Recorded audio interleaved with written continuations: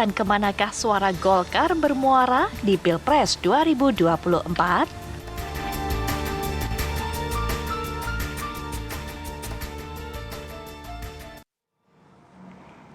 Ya, kalau melihat teman-temannya dari PAN dan juga P3 ini sudah merapat ke PDIP, akankah Golkar mengarah ke sana juga begitu ya? Karena dalam Rakernas menyatakan bahwa Golkar harus tetap aktif juga dalam Pilpres 2024, Capres dan atau Cawapres. Nah, kita akan membahas mengenai hal ini dengan dua narasumber. Sudah ada Kang Aceh Hasan Sayidli, Ketua DPP Partai Golkar. Assalamualaikum, selamat pagi Kang Aceh. Pagi, Kang Aceh. Pagi, waalaikumsalam. Waalaikumsalam.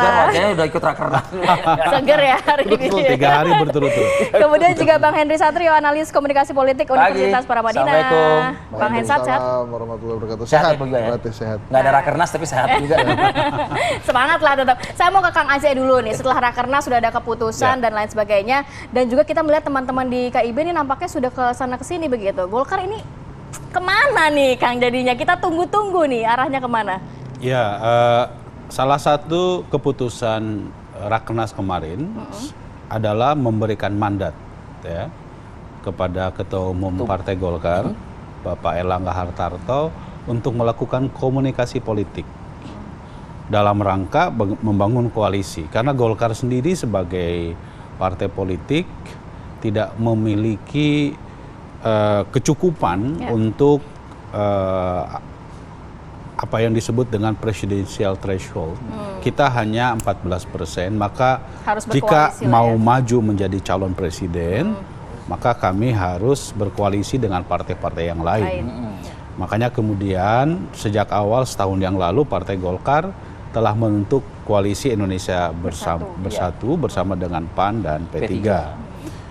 Nah, tentu mandat yang diberikan kepada Ketua Umum Partai Golkar ini kita harapkan bukan saja tentu dengan KIB, tetapi juga dengan partai-partai yang lainnya yang disebut-sebut telah memiliki capres. Ya. Selama ini komunikasi kami sangat baik dengan Pak Prabowo. Komunikasi kami pun juga sangat baik dengan PDI Perjuangan, dan tentu pembicaraan atau komunikasi tersebut tidak harus dilakukan secara terbuka. Tapi juga ada yang tertutup. Gitu.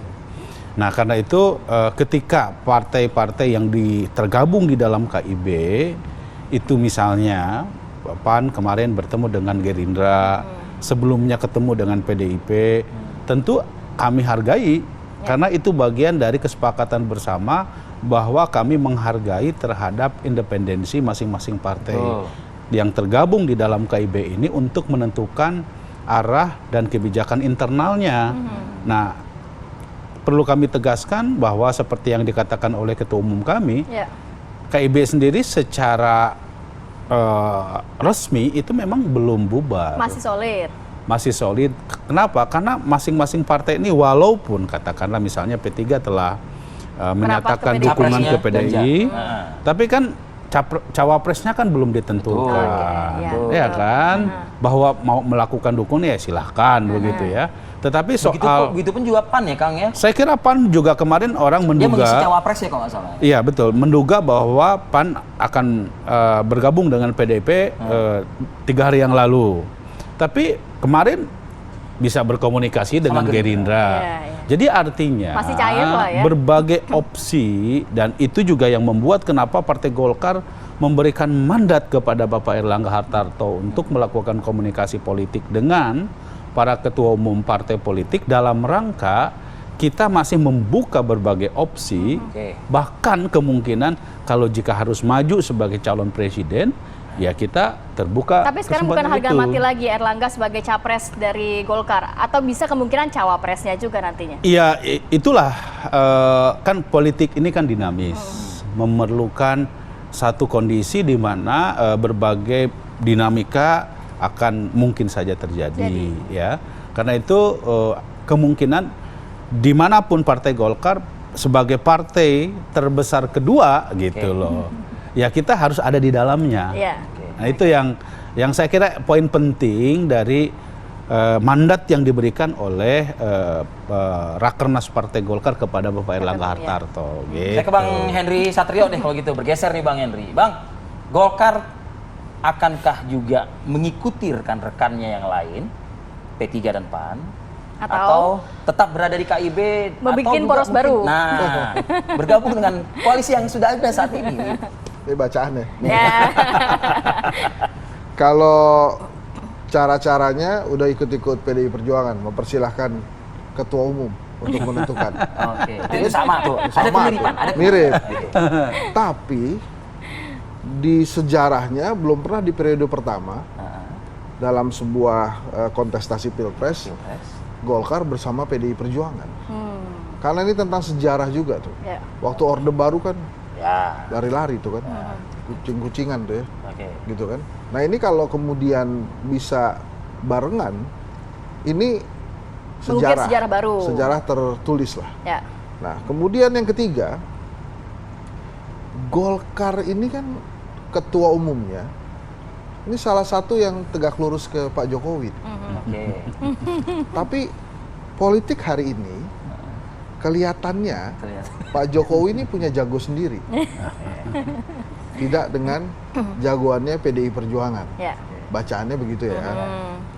Nah, kalau dari 3 catatan tadi, maka menimbulkan catatan yang keempat gitu ya. Apa itu yang keempat? Bisa saja tidak dengan yang kita sedang bicarakan Golkar ini. Oh, gitu. Artinya mungkin bisa juga dengan partai lain, Ya. adeknya. Gitu kan? Gerindra kan adek ya. Bin Golkar. Kan masa dibilang pecahan kan enggak kan? Adeknya nih, bisa jadi. Kenapa? Karena kalau tadi diperbincangkan kan ada opsi cawapres tadi kan Iya. disebut tuh. Iya. Ada opsi cawapres. PDI Perjuangan, 2 partai sahabat KIB Iya. yang menurut saya sih hubungannya kalau di Facebook tuh complicated. Gitu ya. Complicated. Bukan in relationship ya. Bukan not in Complicated relationship. ya. Ini complicated. Dua-duanya sudah mengajukan nama calon wakil Iya. presiden kan. Iya. Masa iya kemudian ketum loh ya, Iya. harus bersaing dengan non ketum kan. Pak Sandi dan Pak Erick Oke. kan non ketum. Oke. Bisa jadi ini diterima di adiknya tadi tuh Gerindra dengan Pak gitu Prabowo. ya. Tapi cawapres kalau ya, gitu. walaupun gitu kan harus ada komunikasi juga dengan PKB kan. Nah. Jadi kalau kemudian sebentar lagi atau nanti di lain hari Golkar berjumpa PKB, maka bacaannya bisa beda tuh. Oh ini jangan-jangan masuk ke Gerindra. nih. Kalau gosip-gosip yang Pak Hasto menyatakan ada partai besar nih mau masuk ke dalam PDIP. Jumat ini katanya Menurut begitu. Bang Hensat Golkar bukan? Bisa jadi Golkar. jadi. Tapi apakah langsung masuk atau sekedar soan aja? Oh, Kayak gitu. kemarin kan soan juga tuh. Ya. Ini kemarin dengan PAN itu menarik tuh karena setiap partai yang datang ke PDI Perjuangan langsung mendorong saya bawa wakil nih, gitu.